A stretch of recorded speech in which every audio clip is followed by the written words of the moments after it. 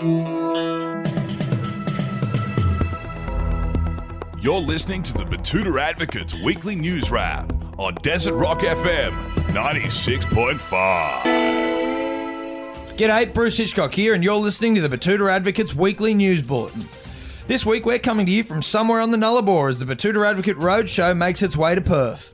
I've blown into this leg of the tour and I'm sitting in a quiet spot here with my old mate Wendell Hussey to wrap up the week that was in news. Yes, g'day listeners, thank you for tuning in. Clancy and Errol are on stage in Perth this Friday before making their way back to the eastern seaboard, so make sure to come and say hello if you live in that part of the world. Now, despite being on the road, Australia's oldest and most respected newspaper has been busy covering a raft of stories across the town and the country. Well, let's get into it, Adele. First up on the political front, Scott Morrison has performed some acrobatics this week. Yeah, that's right, Bruce. The Prime Minister has backflipped on a plan to let people starve to death. The country's Night Watchman had announced plans to cut funding in half to the national charity Food Bank, which drew the ire of the National Farmers Federation, the community sector and Labor, who all slammed the cost cutting. As a result of the backlash, Morrison decided to change his mind regarding the organisation that feeds 710,000 Australians a month and scrap the funding cuts. He said to us, I'm a true blue Aussie, so I've decided that I will not let people starve to death under my watch. As a fair dinkum run-of-the-mill bloke, I thought it would have been a bad look, you know, Cobber. Compassionate words from the Prime Minister there. And still in politics, there were some elections over in the US recently, Bruce. Yeah, that's right, Del. The US midterms took place a few days ago, and we broke an exclusive story about a Brunswick resident reminding her 461 Instagram followers from Brunswick to vote in the US midterms.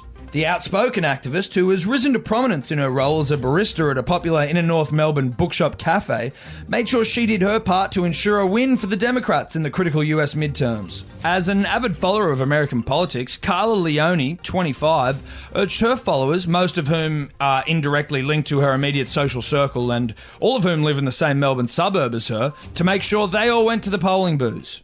Despite the fact that no one was really sure who the post was directed at, it is believed that she may have been very influential in swinging some of the vote back towards the Democrats. You certainly can't accuse her of not doing her bit, that's for sure. Well, with great power comes great responsibility, Del. Anyway, back home in Betoota now, and we covered a story about a young man being rocked to the very core. Yeah, that's right, Bruce. A young suit working in Betoota's Old City district was thrown into an existential crisis this week after being asked to tick the I'm not a robot security box on an online form. The young accountant faced the abstract curveball sitting in his office cubicle and went into a state of confusion and self-doubt. He explained that rather than just ticking the I'm not a robot capture box and filling out the rest of his login details, he froze and began to contemplate his life. He said to us, Maybe I am a robot. I'm living the generic white picket fence life, living for the weekend, only so I can go and be in the great outdoors or go shopping for stuff I don't really even need or want. I want to become a partner, just so I can enjoy everything that comes with that status. But what else am I living for? I don't know, man. He then told us that he snapped out of it because his line of work and the life he leads dictates against any form of personal self-reflection. Wow, sounds like the debacle really shook him. In other parts of town this week, we spoke to a private school graduate who was beginning the first of 4 gap years. The 18-year-old woman named Simone from Betoota Grove explained that now that she has finished up her schooling, she can't wait to hit the tarmac. Simone explained that some people do like a 4-year degree in science or whatever, but she sees herself far more as a student of the world. First up, South America. Yes, some exciting times ahead for that young lady. And elsewhere around Betoota, we covered one local man's transition this week. We certainly did, Bruce. We wrote a piece about a rapidly balding man who is beginning his new life as a hat guy. The Advocate was informed that the man named Andrew Gregory has never been a hat guy, but his hairline's furious march backward has changed all of that. Over the last few months, it has been noted by many that Gregory has begun wearing hats all of the time. We asked Andrew about the transition, and as was to be expected, he didn't take too kindly to the questioning. Mate, skin cancer is one of Australia's biggest killers. You should be asking why more people aren't wearing hats.